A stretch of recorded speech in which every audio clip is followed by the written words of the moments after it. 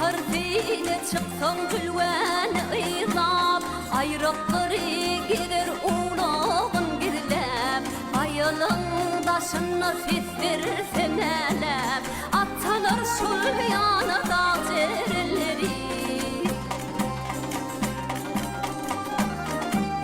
Çopun tayak kulak çıkarmadır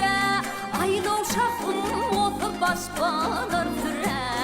Yaşıl kemerlerden inen nedir Getirir hicana dağ cerleri